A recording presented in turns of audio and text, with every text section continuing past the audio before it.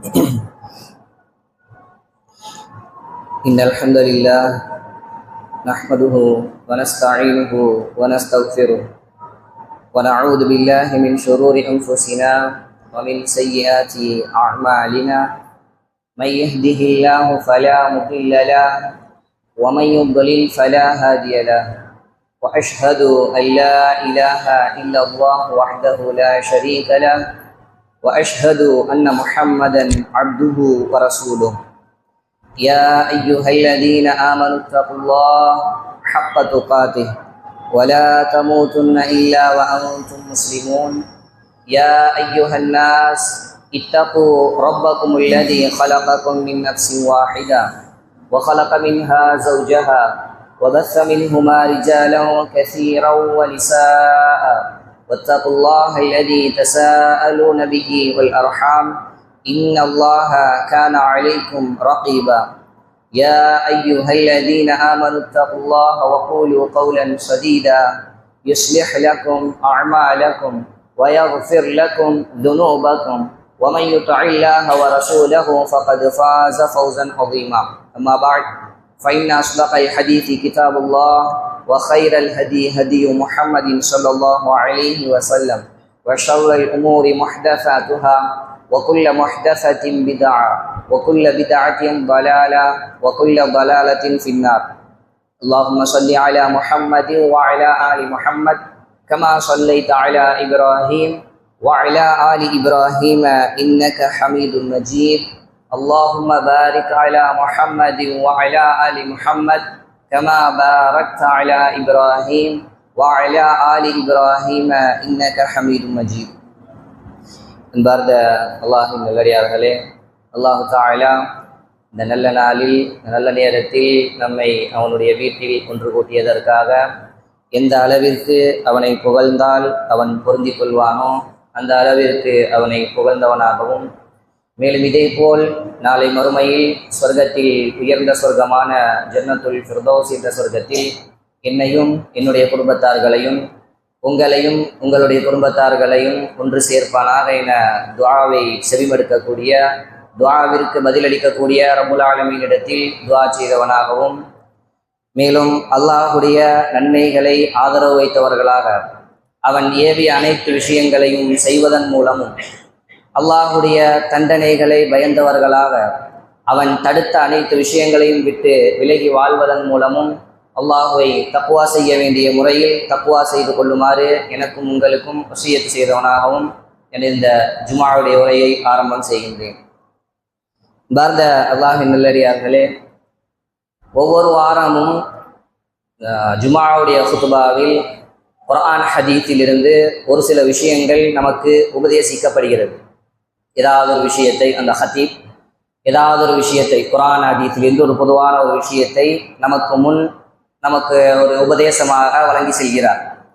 அதில் அவர் அந்த தமிழுடைய அந்த குத்துபாவை ஆரம்பிப்பதற்கு முன்னால், தமிழில் அந்த உபதேசத்தை தொடங்குவதற்கு முன்னால் இன்னல் ஹம்தலில்லாஹ் என்று ஒரு அந்த போர்ஷன் இருக்கா இல்லையா, இன்னல் ஹம்தலில்லாஹ் என்று அல்லாஹ்வுடைய தூதர் அதுக்கு குத்துபத்துல் ஹாஜா என்று சொல்வார்கள். அப்படின்னா தேவைக்காக ஓதுகின்ற சொல்லுகின்ற குத்துபா அப்படின்னு அர்த்தம். அது ஒரு உபதேசத்தை தொடங்கும் போதோ அல்லது ஒரு வேற ஏதாவது ஒரு மஷூரால் இருக்கும் போதோ ஏதாவது ஒரு தேவைக்காக நம்ம ஆரம்பிக்கும் போது அந்த மாதிரி சொல்லி ஆரம்பிக்கிறதுக்கு தான் அது ஜும்மாவுடைய நாளிலும் சரி அல்லாஹ்வுடைய தூதருடைய ஒரு சுன்னாவாக அது இருந்தது. அல்லாஹ்வுடைய தூதர் அதை ஆரம்பமாக சொல்லித்தான் அதற்கு பிறகு எந்த விஷயத்தை பேச வருவார்களோ அதை தொடங்குவாங்க. அதே போல் ஒவ்வொரு வாரமும் அது ஆரம்பமாக சொல்லப்படுகிறது. இன்னல் ஹம்தலில்லாஹ் நஹ்மதுஹு வ நஸ்தஈனுஹு அப்படின்னு அந்த ஒரு போர்ஷன் வார வாரம் சொல்லப்படுது. என்ன அப்படின்னா, இப்ப அது ஒரு சடங்கு மாதிரி நம்மளுடைய பார்வையில ஆயிடுச்சு. அது ஹத்தீப் அந்த மிம்பர்ல இருக்கக்கூடியவர் அந்த பயான் பண்ணக்கூடியவர் ஆரம்பமாக சும்மா கொஞ்ச நேரம் அந்த அரபியில பேசிட்டு அதுக்கப்புறம் தமிழ்ல நம்மளுக்கு உபதேசத்தை தொடங்குவாரு என்ற இடத்துக்கு நம்ம வந்துட்டோம். காரணம் என்ன, அல்லாஹ்வுடைய தூதருடைய காலத்துல அதுதான் குத்துபா, ஆரம்பத்தில் இருக்கக்கூடிய அதுவும் குத்துபா. எந்த அளவுக்கு, இப்ப உதாரணமா நம்ம இதுக்கு முன்னாடி மறுமையை பற்றி பல வாரங்களுக்கு முன்னாடி நம்ம பேசியிருக்கோம். உதாரணத்துக்கு நான் சொல்றேன், மறுமையை பற்றி நம்ம பேசியிருக்கோம் அப்படின்னா பல வாரம் அது ஆயிருக்கும் அதை பத்தி பேசி. திரும்ப நம்ம அதை பற்றி எப்போ பேச போகிறோம்? ஒருவேளை எனக்கு இப்போ திரும்ப ஒரு தடவை நம்ம மறுமையை பற்றி மக்களுக்கு ஞாபகப்படுத்துவோம் அப்படின்னு எனக்கு தோணுச்சுன்னா திரும்ப ஒரு நாள் நான் அதை பற்றி பேசுவேன். ஆனால் அதுக்கு எவ்வளோ காலம் எடுத்திருக்கும் அப்படின்னு பாருங்க. ஆனால் நான் எதை சொல்ல வரேன்னா, ஒரு விஷயத்தை அல்லாஹ்வுடைய தூதர் ஒரு வாரம் பேசுறாங்க அப்படின்னா அது மீண்டும் ரிப்பீட் ஆவதற்கு என்பது பல நாள் ஆகும். ஆனால் ஒரு விஷயத்தை அல்லாஹ்வுடைய தூதர் வாரம் வாரம் திரும்ப திரும்ப ஒரு விஷயத்தை நம்ம ரிப்பீட்டடா சொல்லிக்கிட்டே இருக்காங்க அப்படின்னா அது எந்த அளவுக்கு முக்கியத்துவம் வாய்ந்தது. அது வெறுமனே சடங்காக விட்டு விட்டு போற அளவுக்கு அதுக்கு நம்ம முக்கியத்துவம் கொடுக்கணுமா, அல்லது அந்த விஷயத்துக்கு ஒரு பெருமதி கொடுத்து அது என்ன சொல்லப்படுகிறது என்பதை நம்ம உணரணுமா என்கிறத நம்ம தெரிஞ்சுக்கணும். மற்ற விஷயங்கள் எல்லாம் அல்லாஹ்வுடைய தூதர் வார வாரம் வெவ்வேறு விஷயங்களை ஒவ்வொரு விஷயங்களை பேசுவாங்க. ஆனா இந்த ஒரு விஷயம் இருக்குதானே, இது வார வாரம் அல்லாஹ்வுடைய தூதர் அனைவருக்கும் சொல்லக்கூடிய உபதேசம். இதில் ஆரம்பமாக அல்லாஹ்வுடைய தூதர் பேசக்கூடிய அந்த வார்த்தையிலும் சரி, மிக முக்கியமான வார்த்தைகள். அதனை தொடர்ந்து அல்லாஹ்வுடைய தூதர் 3 குர்ஆன் வசனங்கள் சொல்லுவாங்க. அந்த 3 குர்ஆன் வசனங்களும் அடிப்படையான மிக முக்கியமான குர்ஆன் வசனம். அதே போன்று அதை தொடர்ந்து அல்லாஹ்வுடைய தூதர் ஹதீஸை நமக்கு ஞாபகப்படுத்துவார்கள். அதுவும் மிக முக்கியமான மார்க்கத்தினுடைய அடிப்படையான ஒரு ஹதீஸ். அப்ப இந்த விஷயத்தையும் என்ன சொல்லப்படுகிறது என்பதை நாம் உணர்ந்திருக்க வேண்டியது நம் மீது கடமை. இங்கு அதை எடுத்து அதை பற்றி சொல்லப்படுவதற்கான காரணம், இது ஒவ்வொரு வாரமும் எல்லா வாரத்திலையும் வறுமை வரைக்கும் அந்த ஆரம்பத்துல அந்த போர்ஷன் இருக்கதான் செய்யும். அப்ப அது சொல்லப்படும் போது அதுல என்ன சொல்லப்படுது, அதுல ஆரம்பமா என்ன சொல்லப்படுது, முழுமையா அதுல என்ன சொல்லப்படுதுன்னு அப்படியே டிரான்ஸ்லேட் பண்ண மாதிரி எனக்கு புரியாட்டாலும் அதுல என்ன ஒரு வசனம் ஆரம்பிக்குதா, இந்த வசனத்துல இந்த கருத்து தான் சொல்லப்படுது, இந்த வசனம் ஆரம்பிக்குதா, இந்த வசனத்துல இந்த கருத்து சொல்லப்படுது, இந்த ஹதீஸ் சொல்லப்படுதா, இதுல இந்த விஷயத்தை பற்றி தான் அல்லாஹ்வுடைய தூதர் எச்சரிக்கிறார்கள் என்ற ஒரு நாலேஜ் நம்மளுக்கு இருக்கணும். அதை பற்றி தெரிஞ்சிருக்கணும். எந்த அளவிற்கு இது சர்வசாதாரணமா கருதப்படக்கூடிய ஒரு நிலைக்கு வந்துருச்சு அப்படின்னா, நம்மள்ட்ட இருக்கக்கூடிய ஒரு மிகப்பெரிய தவறு, பாங்கு சொல்ற நேரத்திற்கு மக்கள் பள்ளிக்குள்ள வர்றாங்க அப்படின்னா, அதான் சொல்லப்பட்டு கொண்டிருக்கும் போது பள்ளிக்குள்ள வர்றாங்க அப்படின்னா என்ன நடக்குது அப்படின்னா வெயிட் பண்றாங்க. எதுக்குன்னா பாங்கு சொல்லி முடிக்கும் அளவு இருக்கு. பாங்கு சொல்லி முடிச்சதுக்கு அப்புறம் ஹத்தீப் இன்னல் ஹம்தலில்லாஹ்னு ஆரம்பிக்கும் போது தக்பீர் கட்டு சுன்னத் அந்த தஹியத்துல் மஸ்ஜித் அதை 2 ரக்காத்தை தொழ ஆரம்பிக்கிறாங்க. என்ன அப்படின்னா, பாங்கிற்கு பதில் சொல்வது என்பது சுன்னா, பாங்கிற்கு பதில் சொல்வது என்பது சுன்னா, ஹத்தீபுடைய பேச்சிற்கு செவிதாழ்த்துவது என்பது வாஜிப், அது கட்டாயம். சுன்னா அது. பாங்கிற்கு பதில் சொல்வது சுன்னா, ஹத்தீபுடைய பேச்சுக்கு செவிதாழ்த்துவது கட்டாயம். எந்த அளவிற்கு, நீங்க உங்களுடைய பக்கத்துல இருக்கிறவரை பேசுறத பார்த்து நீங்க அமைதியாகன்னு சொன்னீங்கன்னா பக்கத்தில் அகௌத்த, நீங்கள் உங்களுடைய ஜும்ஆவை இழந்து விட்டீர்கள் என்று அல்லாஹ் சொல்றாங்க. பக்கத்தில் இருக்கிறவரை பார்த்து நீ பேசாத, ஜும்ஆல பேசக்கூடாது என்று நீங்கள் சொன்னால் நீங்கள் உங்களுடைய ஜும்ஆவை இழந்து விட்டீர்கள். ஆனால் அல்லாஹ்வுடைய தூதர் தாமதமாக வந்த மனிதரை எந்திரிச்சு தொலை சொன்னாங்க. அவர் எப்ப வந்தாங்க அப்படின்னா குத்துபா நடக்கும் போது வந்தவங்க. முன்னாடியே வெயிட் பண்ணிட்டு குத்துபா ஆரம்பிக்கும் போது தொழுவது என்பது பிழையான ஒரு விஷயம். தாராளமா பாங்கு சொல்லப்படும் போது நீங்க தொழுதுடலாம். பாங்குக்கு பதில் சொல்வது என்பது நமக்கு நேரம் இருக்கும்போது முன்னாடியே வந்திருக்கோம் அப்படின்னா அதுக்கு முன்னாடி தொழுது முடிச்சுட்டு அப்படின்னா பாங்குக்கு பதில் சொல்வது சுன்னா, அது முன்னாடி கொடுக்க வேண்டிய ஒரு இடம். ஆனா இப்ப 2வது வாஜிபு, கடமையா சுன்னாவா, கடமையான விஷயத்துக்கு முக்கியத்துவம் கொடுக்கணுமா, முதல்ல சுன்னாவான விஷயத்துக்கு முக்கியத்துவம் கொடுக்கணுமா அப்படின்னு வரும்போது பாங்கு சொல்லப்படும் போது தொழுது முடிச்சிடும். வந்த உடனே பாங்கு சொல்லிக்கிட்டு இருந்தாலும் அந்த நேரத்தை தொழுது முடிச்சுட்டு இமாம் இன்னல் ஹம்தலில்லாஹ்னு ஆரம்பிக்கும் போது கேட்க ஆரம்பிச்சிடும். இதான் நம்மளுக்கு கட்டாயமான ஒரு விஷயம். சரிங்களா? இது என்ன பிரச்சனை அப்படின்னா, அந்த இன்னல் ஹம்தலில்லாஹ்னு அந்த அரபியில் ஆரம்பிக்கப்படுறது அதுல என்ன, அதுல நம்மளுக்கு தேவையான விஷயம் எதுவும் சொல்லப்படலையே. அது அரபியில இமாம் கொஞ்ச நேரம் பேசுவாங்க, அதுக்கப்புறம் தானே பயான் ஆரம்பிக்கும் என்ற ஒரு சிந்தனை இருக்கிறனாலதான் அந்த நேரத்துல மக்கள் பாங்கு சொல்லும் போது வெயிட் பண்ணிட்டு அதுக்கப்புறம் சொல்லக்கூடிய விஷயம் இருக்குது. நான் எதுக்கு சொல்ல வரேன்னா, அதை முக்கியத்துவம் நம்ம எந்த அளவுக்கு கொடுத்துருக்கோம் அப்படின்னு வழங்கிருக்காங்க. சரி, இப்ப என்ன அதுல சொல்லப்படுது அப்படின்னா, முதலாவதா நான் பார்க்கும்போது இன்னல் ஹம்தலில்லாஹ் அப்படின்னு இமாம் அந்த ஹத்தீப் ஆரம்பிப்பாங்க.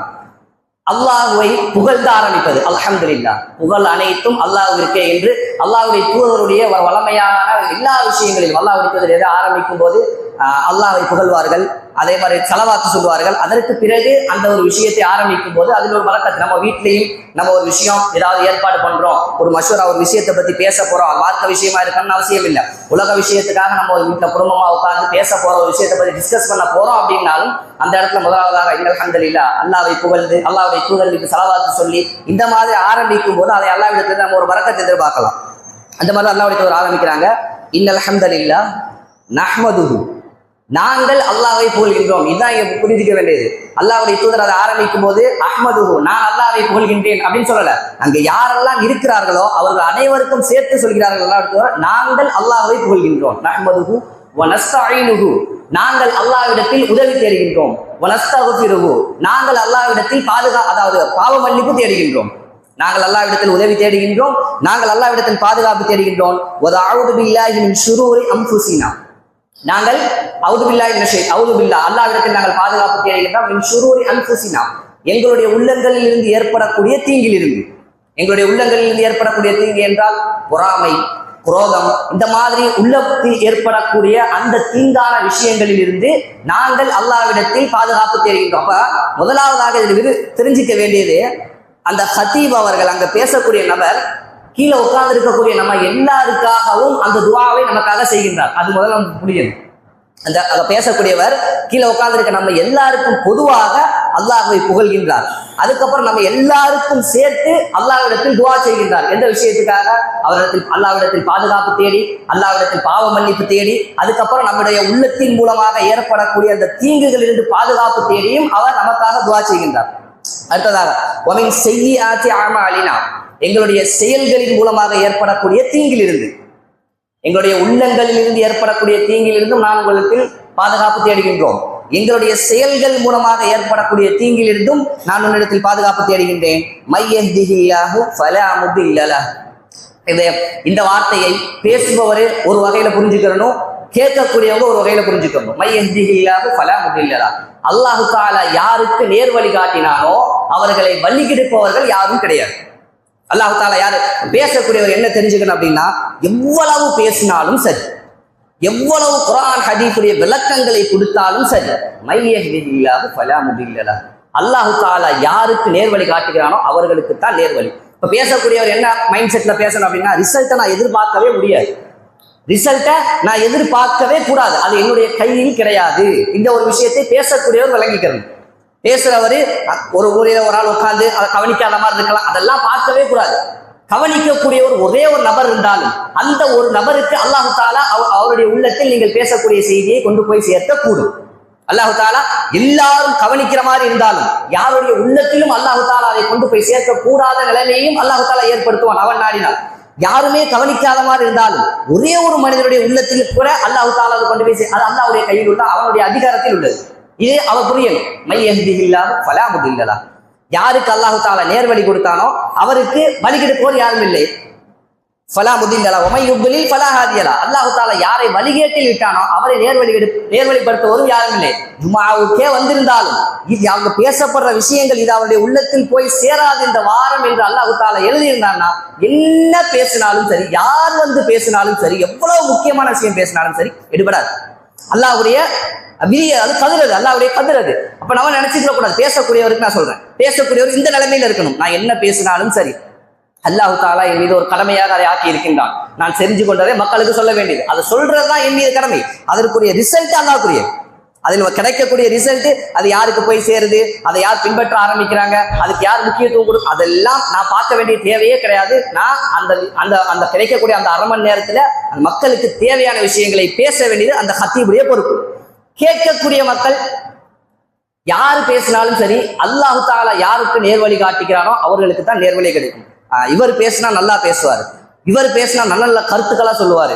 பேசுற எல்லாருமே குர்ஆன் ஹதீஸ்ல தான் பேச போறாங்க, பேசுற எல்லாருமே குர்ஆன் ஹதீஸுக்குள்ள இருந்தா பேச போறாங்க. இவர் பேசினா நல்லா இருக்கும், இவர்கள் பேசினா நல்ல கருத்தா சொல்லுவாங்க, இவர்கள் பேசினாதான், அப்படி எல்லாம் கிடையாது. கேட்கக்கூடிய நான் என்ன இடத்துல இருக்கணும்னா, குர்ஆன் ஹதீஸ்ல இருந்து அவர்கள் சொல்லக்கூடிய விஷயத்தை நான் கேட்கணும், அதுல இருந்து நான் பயன் பெறணும். ஏன்னா அல்லாஹ்வுடைய கையில் இருக்கிறது. அப்ப முதல் சிந்தனையாக அந்த பயானுக்கு வரும்போதே, ஒரு உபதேசத்துக்கு வரும்போதே முதல் சிந்தனையாக, யா அல்லாஹ் இதன் மூலமாக எனக்கு பலன் பெறக்கூடிய ஒரு இடத்தை எனக்கு ஆக்கு. இந்த அரை மணி நேரத்தை நான் கடமையான விஷயத்தை நான் கழிக்க போறேன் அப்படின்னா அதை எனக்கு பயனுள்ளதாக ஆக்கி என்ற துஆவோட வரணும். உள்ளக்க வெறும் வரலாம் போறோம் என்ற நிலைமையில் இருக்கக்கூடாது. அல்லாஹ்விடத்தில் முதலாவதாக அந்த துஆவை வைக்கணும். யா அல்லாஹ் இந்த அரை மணி நேரத்தை நான் போய் இருந்துட்டு வர்றேன் அப்படின்னா அந்த அரை மணி நேரத்தை எனக்கு பயனுள்ளதா ஆக்கு. அப்படின்னா அதில் சொல்லப்படக்கூடிய விஷயங்களின் மூலமாக எனக்கு அதன் பின்பற்றக்கூடிய ஒரு இடத்துக்கு என்னை கொண்டு வா என்ற ஒரு இடத்தோட வரணும். யார் பேசுறா, யார் வந்திருக்கா, எப்படி பேசுவாங்க, இதெல்லாம் தேவையே இல்லை. ஒரு கரெக்டா நல்ல சிந்தனையோடு மார்க்க விஷயத்தை கேட்கணும் அப்படின்னு வரக்கூடிய ஒரு நபருக்கு, ஒரு உபதேசத்தை கேட்கணும் என்று நல்ல சிந்தனையோடு வரக்கூடிய நபருக்கு அவங்க பேசக்கூடிய நபரை எதிர்பார்க்க மாட்டாங்க. அவர் குர்ஆன் ஹதீஸ பேசுறாரா, அதுக்குள்ள இருந்து ஒரு உபதேசம் எனக்கு செய்யப்படுதா, அவ்வளவுதான், அது எனக்கு பயனுள்ளதா இருக்கணும் என்று எண்ணத்தில் வருவாரே தவிர இந்த மாதிரி பேசுற கிடையாது, அந்த மாதிரி அந்த எண்ணம் இருக்கவே கூடாது. கேட்கிறவங்களுக்கு ஏன் அல்லாஹ் தஆலா நாடுறவங்களுக்கு அந்த விஷயம் போய் சேரும். அல்லாஹ் தஆலா நாடுபவர்களுக்கு அந்த விஷயம் போய் சேரும். அல்லாஹ் தஆலா நாடவில்லை என்றால் அது போய் சேராது என்பதை உணர்ந்துக்கணும். அடுத்தது அல்லாஹ் சொல்றாங்க, வஅஷ்ஹது அன்ன முஹம்மதன வஅஷ்ஹது அல்லா இலாஹ இல்லல்லாஹ் வஅஷ்ஹது லா ஷரீக லஹு வஅஷ்ஹது அன்ன முஹம்மதன் அப்துஹு வ ரசூலுஹு. நான் வணக்கத்திற்கு தகுதியான இறைவன் அல்லாஹ்வை தவிர வேறு யாரும் இல்லை என்று நான் சாட்சி சொல்கின்றேன். அதே போல முஹம்மது நபி ஸல்லல்லாஹு அலைஹி வஸல்லம் அவர்கள் அல்லாஹ்வுடைய அடியார் என்றும் தூதர் என்றும் நான் சாட்சி சொல்கின்றேன் என்றும் முதலாவதாக இந்த விஷயத்தை அல்லாஹ்வுடைய தூதர் சொல்லி முடிக்கிறாங்க. அடுத்தது அல்லாஹ்வுடைய ஒரு வசனத்தை ஆரம்பிக்கிறாங்க, யா அய்யுஹல்லதீன ஆமனு இத்தகுல்லாஹ். இந்த 3 வசனங்கள் அல்லாஹ்வுடைய தூதர் இந்த ஜுமாவுடைய உரையில நமக்கு சொல்லி தந்திருக்காங்க. ஆரம்பமா இந்த 3 வசனங்களிலும் அல்லாஹ்வுடைய தூதர் சொல்லக்கூடிய அந்த வசனத்துல அல்லாஹ் தஆலா ஆரம்பமாக ஆரம்பிக்கக்கூடிய விஷயம் தக்வாவை கொண்டு. தக்வா என்றால் என்ன அப்படின்னா, அல்லாஹ் தஆலா என்ன விஷயங்களை எல்லாம் சொல்லி இருக்கிறானோ, கடமையாக்கி இருக்கின்றானோ, அல்லாஹ்வுடைய தூதரும் இதையெல்லாம் நீங்க செய்யுங்க அப்படின்னு என்னென்ன விஷயங்கள் எல்லாம் சொல்லப்பட்டிருக்கிறதோ அதை அனைத்தும் செய்வதற்கு முயற்சி செய்வது தக்வா. அல்லாஹ்வுடைய தூதரும் எதையெல்லாம் செய்யக்கூடாது என்று தடை செய்திருக்கின்றார்களோ அவை அனைத்தையும் விட்டு எந்த அளவுக்கு விலகி வாழ்றமோ அது தக்வா. இதுதான் தக்வாவுக்கான விளக்கம். தக்வா என்றால் அல்லாஹ் தஆலா குர்ஆன் ஹதீஸிலும் எங்கெல்லாம் நீங்கள் முத்தகீன்கள், தக்வா உடையவர்கள், தக்வா என்று எங்கெல்லாம் கேட்கிறோமோ அந்த வார்த்தைக்கான அர்த்தம் என்னன்னா, அல்லாஹ்வுடைய தூதரும் சொன்ன விஷயங்களை எல்லாம் செய்ய முயற்சி செய்வது, அது தக்வா. அதே மாதிரி அல்லாஹ்வுடைய தூதரும் தடுத்த விஷயங்கள் அனைத்தையும் விட்டு விலகி இருக்க முயற்சி செய்வது, இது பேர் தான் தக்வா. அல்லாஹ் தஆலா இதை கொண்டுதான் ஆரம்பிக்கின்றான், யா அய்யுஹல்லதீன ஆமனு இத்தகுல்லாஹ ஹக்க துகாத்தி. நீங்கள் அல்லாஹ்வை தக்வா செய்து கொள்ளுங்கள், எப்படி தக்வா செய்யணுமோ அப்படி நீங்கள் தக்வா செய்து கொள்ளுங்கள் என்று அல்லாஹ் தஆலா சொல்றான். அப்படின்னா என்ன அப்படின்னா, தக்வா செய்வதில் அல்லாஹ்வை எப்படி தக்வா செய்யணும் அப்படின்னா, உதாரணமா அல்லாஹ் தஆலா ஒவ்வொரு அடியானிடத்திலும் தொழுகையை எப்படி எதிர்பார்ப்பான்? முழுமையாக குஷுவோட இருக்கணும், ஒரு ஆசையோட, ஆதரவோட, அவனிடத்தில் நன்மையை எதிர்பார்த்து அல்லாஹ்வுடைய தூதருடைய முழு சுன்னாவை பின்பற்றி இந்த நிலைமையில அந்த தொழுகையை நம்ம அல்லாஹ்வுக்கு கொடுக்கணும், யாருடைய முகத்துக்காகவும் இல்லாமல், ரியா இல்லாமல் என்று அந்த முழுமையான ஒரு வடிவத்துல அல்லாஹ் தஆலா பார்க்கிற மாதிரி நான் தொழுகணும் என்ற தொழுகையை முழுமையாக அல்லாஹ் தஆலா எதிர்பார்ப்பான். இதுல எந்த அளவுக்கு குறைவு ஏற்பட்டு கொண்டே போகுதோ அந்த அளவுக்கு தக்வால குறைவு இருக்குன்னு அர்த்தம். இந்த முழு விஷயத்துல எந்த அளவிற்கு அந்த பாதிப்பு ஏற்பட்டுக்கிட்டே வருதோ, குறைவு ஏற்பட்டுக்கிட்டே வருதோ அந்த அளவிற்கு தக்வால அவரிடத்தில் குறைபாடு இருக்குன்னு அர்த்தம். இந்த தக்வா என்பது ஒரு ஸ்டாண்டர்டான ஒரு நிலையில இருக்கக்கூடியது இல்லை, குறைந்த நிலையிலும் இருக்கும், அதிகமான நிலையிலும் இருக்கும். அதாவது ஒரு பாவம் செய்யக்கூடிய கடமையை மட்டும் நிறைவேற்றிவிட்டு பாவத்தை செய்து கொண்டிருக்கக்கூடிய மனிதரை பார்த்தா அவருக்கு தக்வா இல்லைன்னு சொல்ல முடியாது. அல்லது பாவங்களே செய்யாமல் நன்மையில சரியா இருக்கக்கூடிய மனிதரை பார்த்து ஒரு தக்வால முழு உச்சத்தை அடைந்தவர் என்றும் சொல்ல முடியாது. அவர்களுக்கு மத்தியில அல்லாஹ் தஆலா தக்வால அவர்கள் எந்த அளவில் இருக்கிறார்கள் என்று அல்லாஹ் தஆலா அறிந்தவர். அல்லாஹ் தஆலா சொல்வது, யா அய்யுஹல்லதீன ஆமனு இத்தகுல்லாஹ ஹக்க துகாத்தி வலா தமூதுன்ன இல்லா வ அன்தும் முஸ்லிமூன். நீங்கள் முஸ்லிம்களாகவே அன்றி மரணித்து விட வேண்டாம் என்று அல்லாஹ் தஆலா சொல்றான். ஃபர்ஸ்ட் வசனத்துல அல்லாஹ் தஆலா சொல்லக்கூடியது என்ன? நீங்கள் தக்வா செய்து கொள்ளுங்கள், அல்லாஹ்வை எப்படி தக்வா செய்யணுமோ அப்படி நீங்கள் அல்லாஹ்வை தக்வா செய்து கொள்ளுங்கள் என்று முதல் வசனத்தை அல்லாஹ் தஆலா சொல்றான். அடுத்தது அல்லாஹ் தஆலா சொல்றான், யா அய்யுஹன் நாஸ் இத்தகு, நீங்கள் மக்களே அல்லாஹ்வை தக்வா செய்து கொள்ளுங்கள். ரப்பகுமுல்லதீ ஹலககும் மின் நஃப்ஸின் வாஹிதா. அவன் எப்படிப்பட்ட இறைவன் என்றால் உங்களை ஒரே ஆத்மாவிலிருந்து அவன் படைத்தான். வ ஹலக மின்ஹா ஸௌஜஹா, அதிலிருந்தே அதற்கான ஜோடியை படைத்தான். வ பஸ்ஸ மின்ஹுமா ரிஜாலன் கஸீரன் வ நிஸா, பிறகு அந்த 2 ஜோடிகளிலும் இருந்து அல்லாஹ் தஆலா பூமியில் பல ஆண்களையும் பெண்களையும் அல்லாஹ் தஆலா பரவச் செய்தான். இப்படிப்பட்ட ரப்பை நீங்கள் தக்வா செய்து கொள்ளுங்கள். வத்தகுல்லாஹ், திரும்ப அல்லாஹ் தஆலா சொல்றான், அல்லாஹ்வை நீங்கள் தக்வா செய்து கொள்ளுங்கள். அல்லதி தஸாஅலூன பிஹி வல் அர்ஹாம், அவனை கொண்டு தான் நீங்கள் ஒருவருக்கொருவர் உங்களுடைய தேவைகளை கேட்டு பெறுகிறீர்கள். அதே மாதிரி நீங்கள் உங்களுடைய இரத்த உறவுகள் விஷயத்திலும் அல்லாஹ்வை நீங்கள் தக்வா செய்து கொள்ளுங்கள். இன்னல்லாஹ கான அலைக்கும் ரகீபா, அல்லாஹ் தஆலா உங்களை கண்காணிப்பவனாக இருக்கின்றான். இங்கு சொல்லப்படக்கூடிய விஷயம், அல்லாஹ் தஆலா அந்த தக்வா செய்து கொள்ளுங்கள் அந்த ரப்பை அப்படின்னு சொல்லிட்டு, அந்த ரப்பு எப்படிப்பட்டவன் அப்படின்னா உங்களை ஒரே ஆத்மாவிலிருந்து அதற்கான ஜோடியை படைத்தான். அப்புறம் அந்த 2 பேரில் இருந்தும் உங்களுடைய சந்ததிகளை ஆண் பெண்களாக பெருகச் செய்தான். அப்படிப்பட்ட அந்த இறைவனை நீங்கள் தக்வா செய்து கொள்ளுங்கள் என்று இந்த வசனத்தில் அல்லாஹ் தஆலா சொல்லி காட்டுகின்றான். அடுத்து கடைசியா 3வது வசனத்துல, யா அய்யுஹல்லதீன ஆமனு இத்தகுல்லாஹ வகூலு கௌலன் சதீதா, நீங்கள் அல்லாஹ்வை தக்வா செய்து கொள்ளுங்கள், நேர்மையான வார்த்தையை பேசுங்கள்.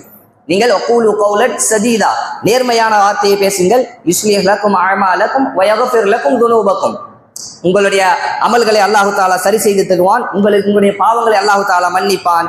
வமை யுத்தில்லாஹ வ ரசூலஹு ஃபக்கத் ஃபாஸ ஃபௌஸன் அதீமா, யார் அல்லாஹ்வுக்கும் அல்லாஹ்வுடைய தூதருக்கும் கட்டுப்பட்டாரோ, தக்வாவுடைய அந்த விஷயத்தை தான் இங்கேயும் வருது. அல்லாஹ்வுக்கும் அல்லாஹ்வுடைய தூதருக்கும் கட்டுப்படுவது என்றால் அவர்கள் சொன்னதை செய்வது, அவர்கள் தவிர்த்திருக்க சொன்னதை தவிர்த்திருப்பது, அதான் கட்டுப்படுவது. அப்படி யார் கட்டுப்பட்டாரோ ஃபக்கத் ஃபாஸ ஃபௌஸன் அதீமா, அதாவது இதுல வமை யுத்தில்லாஹ வ ரசூலஹு ஃபக்கத் ஃபாஸ் அப்படின்னு சொல்லி இருந்தாலே வசனம் அதாவது முழுமை அடைஞ்சிருக்கும். அவர்கள் வெற்றி பெறுவார்கள். யார் அல்லாஹ்வுக்கும் அல்லாஹ்வுடைய தூதருக்கும் கட்டுப்படுகிறார்களோ ஃபக்கத் ஃபாஸ், அவர்கள் வெற்றி பெற்றார்கள், முடிஞ்சிருக்கும். அல்லாஹ் தஆலா சொல்வது ஃபக்கத் சொல்லாம ஃபாஸ் அப்படின்னு சொன்னா கூட அவர்கள் வெற்றி பெற்று விட்டார்கள், அவர்களுக்கு முழுமையான வெற்றி கிடைத்து விடும் என்று அல்லாஹ் தஆலா சொல்லியிருக்கலாம். அல்லாஹ் தஆலா ஆரம்பிப்பது ஃபக்கத், முதல்ல ஒரு உறுதிப்படுத்துறான். அது என்று அல்லாஹ் தஆலா முதல்ல உறுதிப்படுத்துறான். ஃபக்கத் ஃபாஸ ஃபௌஸன் அதீமா, மிக உறுதியாக மகத்துவமான ஒரு மிக பெரிய வெற்றியை அவர்கள் அடைந்து விட்டார்கள். இந்த முஸ்லிம் சமுதாயத்துக்கு அல்லாஹ் தஆலா சொல்றான், யார் அல்லாஹ்வுக்கும் அல்லாஹ்வுடைய தூதருக்கு கட்டுப்பட்டார்களோ திட்டமாக கண்டிப்பாக ஒரு மிக பெரிய மகத்தான சிறப்பான வெற்றியை அவர்கள் வெற்றி அடைந்து விட்டார்கள். நம்ம அந்த உலகத்துல எதை வேணா வெற்றியாக நினைக்கலாம், அல்லாஹ் தஆலா எவ்வளவு சிறப்பிச்சு அந்த வார்த்தையை சொல்றான் பாருங்க. அவர்களுக்கு அல்லாஹ்வுக்கும் அல்லாஹ்வுடைய, அதுதான் ஒரு முஃமினுடைய நோக்கமா இருக்கணும், அதுதான் அவனுடைய இலக்கா இருக்கணும். பெரிய உன்னுடைய லட்சியம் என்ன, அல்லாஹ்வுக்கும் அல்லாஹ்வுடைய தூதருக்கும் என்னால் எவ்வளவு கட்டுப்பட முடியுமோ அந்த அளவிற்கு நான் கட்டுப்படுவது, அந்த அளவிற்கு நான் கட்டுப்படுவதற்கு முயற்சி செய்வது. எந்த அளவிற்கு தக்வாவுடைய விஷயத்துல அல்லாஹ்வும் அல்லாஹ்வுடைய தூதரும் ஏறிய விஷயங்களை செய்வதற்கு நான் முயற்சி செய்ய முடியுமோ அந்த அளவிற்கு நான் முயற்சி செய்வேன். எந்த அளவிற்கு அல்லாஹ்வும் அல்லாஹ்வுடைய தூதரும் தடுத்த விஷயங்களை விலகி இருப்பதற்கு கடுமையாக முயற்சி செய்ய முடியுமோ அந்த அளவிற்கு நான் முயற்சி செய்வேன் என்ற ஒரு நிலைக்கு வருவதுதான் முஃமினுடைய எண்ணமா இருக்கணும், அதுதான் அவருடைய லட்சியமா இருக்கணும். அவனுக்கு தான் அந்த அந்த மகத்துவமான வெற்றி கிடைக்கும் என்று அல்லாஹ்வுடைய தூதர் இந்த அல்லாஹ் தஆலா இந்த வசனத்தில் சொல்வதையும் நாம் பார்க்க முடிகிறது. அதே போல அடுத்ததாக அம்மா பாட் ஃபஇன்ன அஸ்தகல் ஹதீஸி கிதாபுல்லாஹ், மிகவும் உண்மையான வார்த்தை அல்லாஹ்வுடைய வசனம், அதுல எந்த ஒரு சந்தேகமும் யாருக்கும் கிடையாது. அல்லாஹ்வுடைய வசனத்துல எந்த ஒரு சந்தேகமோ ஒரு பிழை ஏற்படும் என்றோ ஒரு மாற்றம் ஏற்படும் என்றோ அல்லது காலத்திற்கு ஏற்றமான மாற்றங்கள் ஏற்படும் என்றோ எந்த ஒரு சந்தேகமும் கிடையாது. முழுமையாக மிகவும் உண்மையான ஒரு வார்த்தை அல்லாஹ்வுடைய அந்த வேதம். வ கைரல் ஹதி ஹதி முஹம்மதின் ஸல்லல்லாஹு அலைஹி வஸல்லம், நேர் வழி என்பது, வழி காட்டுதல் என்பது, இதை நீங்கள் பின்பற்றுங்கள், இதை நீங்கள் செய்யுங்கள், இதை நீங்கள் செய்யாதீர்கள் என்று வழிகாட்டுவதில் மிகச் சிறந்த வழி அல்லாஹ்வுடைய தூதருடைய வழிகாட்டல். யார் என்ன சொன்னாலும் சரி, இது என்னப்பா இதெல்லாம் இப்படி பண்ணிக்கிட்டு இருக்கீங்க, உலகமே சொன்னாலும் சரி, அல்லாஹ்வுடைய தூதர் எங்களுக்கு இதை இப்படிதான் செய்யணும்னு சொல்லியிருக்காங்க, அல்லாஹ்வுடைய தூதர் எங்களுக்கு இதை செய்யக்கூடாதுன்னு சொல்லியிருக்காங்க, அதை நாங்க செய்ய மாட்டோம். நீங்க எவ்வளவு நாகரிகத்துல முன்னேறின சமுதாயமாக ஆகி இது எவ்வளவு பிற்பட்ட நிலையில இருக்கிறீங்களே என்று ஒரு நீங்க அசிங்கத்தை நீங்க நல்லதுன்னு மாத்தி நீங்க செய்ய ஆரம்பிச்சாலும் எங்களுடைய தூதர் எங்களுக்கு இதை தடை செய்திருக்கிறார்கள், அந்த வழிதான் சிறந்த வழி என்பது ஒரு முஃமினுடைய மைண்ட்ல இருக்கணும். அந்த எவ்வளவு சிறந்த வழிகளை வேணா வெஸ்டர்ன் கல்ச்சர் என்னத்தை வேணா அந்த உலகத்துல கொண்டு வரணும், எவ்வளவு சிறந்தது என்று அவங்க நினைச்சுக்கிட்டு கொண்டு வந்தாலும் சரி நல்லா நினைச்சுக்கிறோம். ஒரு முஃமின் அதை செய்யாதது ரெண்டாவது, அவனுடைய உள்ளமும் அதை ஏத்துக்க கூடாது. அவனுடைய சிலர் என்ன செஞ்சுறாங்கன்னா, முஸ்லீம் தான் வேற வழி இல்லை, என்னால இதெல்லாம் செய்ய முடியாது, ஆனா அவனுடைய உள்ளம் அதை அக்செப்ட் பண்ணிக்கிறது, அவனுடைய உள்ளம் அதை ஏத்துக்கிறது. நல்லா இருக்கு, இது சரிதான், இந்த மாதிரிலாம் இருக்குது, ஆனா நான் இஸ்லாம் முஸ்லீமா இருக்கனால என்ன செய்ய முடியல. இது நீ செஞ்சதற்கான அடையாளம். உனக்கு நீ செய்திருந்தால் உனக்கு எந்த அளவுக்கு தீங்கு உண்டோ அந்த தீங்கு இதில் உண்டு. ஏன்? உன்னுடைய உள்ளம் அதை முழுமையாக ஏற்றுக்கொண்டது. உள்ளத்திலும் அல்லாஹ்வுடைய தூதருடைய வழி தான் சிறந்த வழி, அதற்கு மாற்றமாக ஒரு சிறந்த வழியை பார்க்கவே முடியாது. அல்லாஹ்வுடைய தூதருடைய வழிதான் சிறந்த வழி, அதுக்கு மாற்றமான ஒரு வழியை பார்க்க முடியாது என்ற செயலே அல்ல, உள்ளத்திலும் முழுமையாக நம்பிக்கை கொண்டிருக்க வேண்டும். அப்ப இது இரண்டாவது அல்லாஹ்வுடைய தூதர் சொல்றாங்க, வகைல் ஹதி ஹதி முஹம்மதின் ஸல்லல்லாஹு அலைஹி வஸல்லம் வ ஷர்ரல் உமூரி முஹ்தஸாத்துஹா, செயல்களிலேயே மிக மோசமான செயல் அதில் புதுமையை உண்டாக்குவது. வகுல்லு முஹ்தஸத்தின் பித்ஆ வகுல்லு பித்ஆத்தின் தலாலா வகுல்லு தலாலத்தின் ஃபின்னார், புதுமையாக செய்யப்படக்கூடிய ஒவ்வொரு விஷயமும் பித்ஆத், அந்த பித்ஆத்துகள் வழிகேடு, அந்த வழிகேடு நம்மை நரகில் கொண்டு போய் சேர்க்கும் என்று அல்லாஹ்வுடைய தூதர் கூறுவதை நாம் பார்க்க முடிகிறது. இன்ஷா அல்லாஹ் கேட்ட விஷயங்களை வாழ்க்கையில் அமல் செய்வதற்கு அல்லாஹ் தஆலா நம் அனைவருக்கும் தௌஃபீக் செய்வானாக.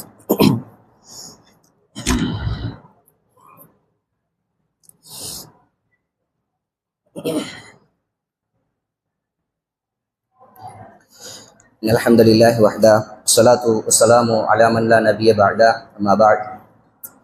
அன்பார்ந்த அல்லாஹ்வின் நல்லடியார்களே, இறுதியாக ஷர்ரல் உமூரி முஹ்தஸாத்துஹா, செயல்களிலேயே மிக மோசமானது அதில் புதுமையை உண்டாக்கக்கூடிய செயல்கள். பித்அத்தை பற்றி அல்லாஹ்வுடைய தூதர் சொல்றாங்க. வேறொரு ஹதீஸ் அல்லாஹ்வுடைய தூதர் சொல்லும்போது, மன் அஹ்தஸ ஃபீ அம்ரினா ஹாதா மா லைஸ மின்ஹு ஃபஹுவ ரத்துன். நம்முடைய இந்த மார்க்கத்தில் அப்படின்னா அல்லாஹ்வுடைய தூதரும் வரையறுத்து தந்த இந்த மார்க்கத்தில் யார் ஒரு புதுமையான செயலை கொண்டு வந்து சேர்ப்பாரோ அது நிராகரிக்கப்படும் என்று அல்லாஹ்வுடைய தூதர் சொல்றாங்க. பித்அத் என்றால் என்ன அப்படின்னா, ஷார்ட்டா எவ்வளோ ஷார்ட்டா சொல்ல முடியுமோ, எவ்வளோ சிம்பிளா சொல்ல முடியுமோ அதை முழுமையான விளங்கப்படுத்தணும். நம்ம உள்ள போனோம் அப்படின்னா அவர் என்ன ஜும்மாவில் கிளாஸ் எடுத்துக்கிட்டு இருக்காரு, அவ்வளோ நேரம் தாண்டி போய்கிட்டு இருக்காரு, அவர் பாட்டு பேசிக்கிட்டு இருக்காரு என்ற நிலைமையெல்லாம் வரும். எவ்வளவு அழகா எவ்வளோ ஈஸியா சொல்ல முடியுமோ அவ்வளோ ஈஸியா சொல்லுவோம். பித்அத் அப்படின்னா அல்லாஹ்வுடைய தூதர் வரையறுத்து சொன்ன வணக்கங்கள் என்று ஒன்று இருக்கு. தொழுகை, நோன்பு, ஜகாத், ஹஜ்ஜி இதெல்லாம் வரையறுக்கப்பட்டது. வரையறுக்கப்பட்டது என்றால் இவ்வளவுதான் செய்யணும், இந்த நேரத்துல செய்யணும், இந்த இடத்துல செய்யணும், இந்த காலத்துல செஞ்சு முடிக்கணும், இதை விட கூட்டக்கூடாது, இதை விட குறைக்க கூடாது என்று வரையறுத்து சொல்லப்பட்ட வணக்கங்கள் ஒன்று இருக்கு, ஒரு வகை இருக்கு. அதான் தொழுகை, நோன்பு, ஜகாத், ஹஜ். அதே மாதிரி வரையறுக்கப்படாத வணக்கங்கள் இதான் நிறைய. வரையறுக்கப்படாத திக்ர் செய்வது, துஆ செய்வது, பெற்றோர்களை கவனிப்பது, தான தர்மங்கள் செய்வது, குர்ஆன் ஓதுவது, இப்படி என்னென்ன வணக்கங்கள்லாம் எக்ஸ்ட்ரா இருக்கோ இது அனைத்தும் வரையறுக்கப்படாதது. குர்ஆன் ஓதுவதற்கு ஒரு நேரத்தை வரையறுத்து தந்தாரா அல்லாஹ்வுடைய தூதர்? இல்ல. ஒரு இடத்தை வரையறுத்து தந்தார்களா? இல்ல. இவ்வளவுதான் ஓதணும், இவ்வளவுதான் ஓதக்கூடாது வரையறுத்து தந்தாங்களா? இல்ல. துஆ செய்வதற்கு இல்ல. ஒரு சில நேரங்களை சிறந்தது என்று சொல்லி இருக்கலாம் துஆவுக்கு. பட் துஆ இப்படிதான் செய்யணும், இந்த நேரத்துக்குள்ள செய்யணும், இவ்வளவு துஆவுக்கு மேல செய்யக்கூடாது, இவ்வளவு கம்மியா செய்யணும் என்று எல்லாம் வரையறுக்கப்படாத வணக்கங்கள் நிறைய. சரிங்களா? இதுல பித்அத் எப்படி ஏற்படும் அப்படின்னா, வரையறுக்கப்பட்ட அந்த வணக்கங்கள்ல அந்த வரையறையை தாண்டும் போது அது பித்அத்தா மாறும். இத்தனைதான் தொழுவணும் அப்படின்னா அவ்வளவுதான். இப்போ உதாரணமா தொழுகை எடுத்துக்கிட்டா லுகருக்கு 4 ரக்காத் தொழுவணும். 4 ரக்காத்தை தாண்டும் போது பித்அத், 4 ரக்காத்து குறைக்கும் போது பித்அத். லுகருடைய தொழுகை எந்த நேரத்தில் தொழுகணும்? அந்த லுகருடைய வக்துல தொழுகணும். அதனால் அசருடைய வக்துல நான் தொழுவேன் அப்படின்னு கொண்டு போனா பித்அத். கூட்டுவது பித்அத், குறைப்பது பித்அத். அதே மாதிரி தக்பீர் கட்டினது முதற்கொண்டு சலாம் கொடுப்பது வரைக்கும் அல்லாஹ்வுடைய தூதர் ஒரு ஒரு ஒரு வரையறை, ஒரு முறைமையை காட்டி தந்திருக்காங்க. இந்த வடிவில் தான் உன்னுடைய தொழுகை இருக்கணும். அதுல ஏதாவது ஒன்று மாற்றும் போது அது பித்அத். அதே மாதிரி நேரம் குறிக்கப்பட்ட வணக்கம், இந்த நேரத்துல லுகருடைய நேரத்துல தான் தொழுவணும், அதை நேரத்தை மாற்றும் போது பித்அத். இடம் குறிக்கப்பட்ட வணக்கம், ஹஜ்ஜி செய்வதா மக்கால அங்க போய் தான் செய்யணும். அதிலும் குறிப்பாக தவாப் செய்வதா அந்த காபாவை தான் செய்யணும். மஸ்ஜித் நபவியை செய்ய முடியுமா? அக்ஸாவை செய்ய முடியுமா? ஆயிஷா பள்ளியை செய்ய முடியுமா? அல்லது நம்ம கேஎஸ்டி பள்ளியை செய்ய முடியுமா? இது இங்கெல்லாம் என்ன ஏற்படாது? தவாப் செய்யக்கூடாது. இது பித்அத். இந்த மாதிரி குறிப்பிட்டு சொல்லப்பட்ட விஷயங்கள்ல அந்த குறிப்பிட்ட விஷயத்தை மாற்றுவது என்பது பித்அத். குறிப்பிட்டு சொல்லப்படாத விஷயங்கள்ல அதை நீங்கள் குறிப்பிடுவது பித்அத். எப்படி? உதாரணமா குர்ஆன் ஓதுவது குறிப்பிட்டு சொல்லப்படாத விஷயம். இவ்வளவுதான் குர்ஆன் ஓதணும்னு சொல்ல முடியுமா? பித்அத் ஆகும். இதுக்கு மேல குர்ஆனை ஓதக்கூடாது என்று சொல்ல முடியுமா? பித்அத் ஆகும். இந்த நேரத்தில் குர்ஆனை ஓதணும் என்று சொல்ல முடியுமா? பித்அத் ஆகும். இந்த இடத்தில் குர்ஆனை ஓதணும் என்று சொல்ல முடியுமா? பித்அத் ஆகும். குறிப்பிடப்படாத ஒரு வணக்கமாக இருந்தால் அதுக்கு குறிப்பிட்ட ஒன்றை, உதாரணமா சொல்ல போனா இப்ப அல்ஹம்து சூரா ஓதுவது என்பது, குர்ஆனில் இருந்து ஒரு வசனத்தை ஓதுவது என்பது எப்ப வேணா ஓதலாம், என்ன வேணா ஓதலாம், எத்தனை தடவை ஓதலாம், பிழை இல்லை. கல்யாணக்கார வீட்டுல ஓதணும்னு சொல்றது பித்அத். கபர்ல ஜனாசாவை அடக்கினதுக்கு அப்புறம் ஓதணும்னு சொல்றது பித்அத். தொழுகையில தொழுகு முடிச்சதுக்கு அப்புறம் ஓதணும்னு சொல்றது பித்அத். இந்த மாதிரி வீடு குடியேற இடத்துல ஓதணும்னு சொல்றது பித்அத். இந்த மாதிரி நேரத்தை குறிப்பிடுவது, இடத்தை குறிப்பிடுவது, அளவை குறிப்பிடுவது, இந்த மாதிரி எல்லாம் குறிப்பிடப்படாத வணக்கத்தில் செய்தால் அது பித்அத். அதே பித்அத். இந்த மாதிரி என்னென்ன வணக்கங்கள் எல்லாம் இருக்குமோ, வணக்கம் என்று குர்ஆனும் ஹதீஸும் எதையெல்லாம் அடையாளப்படுத்துமோ அதில் அனைத்திலும் அது வரையறுக்கப்படாத வணக்கமாக இருந்தால் வரையறுப்பது பித்அத். வரையறுக்கப்பட்ட வணக்கமாக இருந்தால் அந்த வரையறையை குலைப்பது